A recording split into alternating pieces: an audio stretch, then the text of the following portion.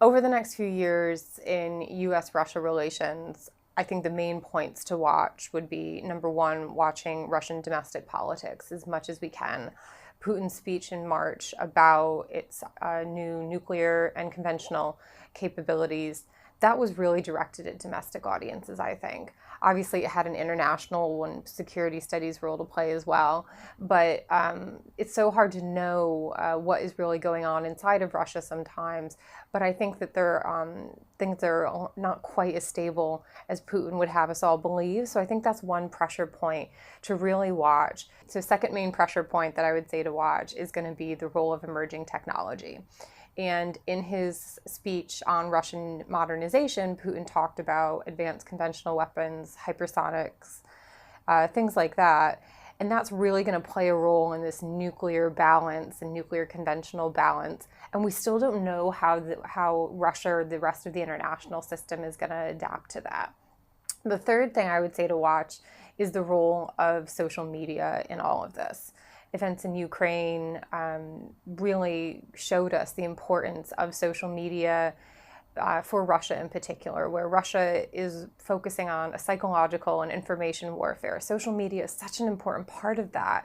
And so we can no longer separate out that type of communication from the bigger strategic questions that we're facing. So, but also even here in the UK, we're seeing changes in how social media is regulated.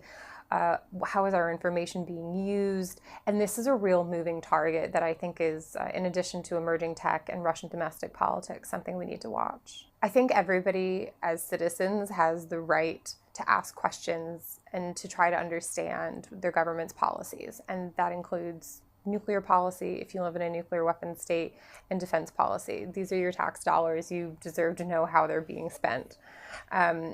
But beyond that, I think this is such an important time for academia as we're in this quote unquote post-truth era where no two countries really have a shared understanding of the truth anymore. And this is where academia has a real responsibility to play a role in trying to help identify what is truth. But I do think it's a great opportunity for academics to make their research more accessible for interested public audiences. Just as a recent example, the past few weeks have been so busy on nuclear things with the US pulling out of the Iran nuclear deal, kind of shaky status of the US-North Korea talks. If the public wants to really know what's going on, they shouldn't just be going to a single news source because that's just one side of the story. There should also be more accessible, deeply researched, academically driven and rigorous resources for them to draw on as well. And that's why I do what I do and why I think King's is here and can play this great social role as well.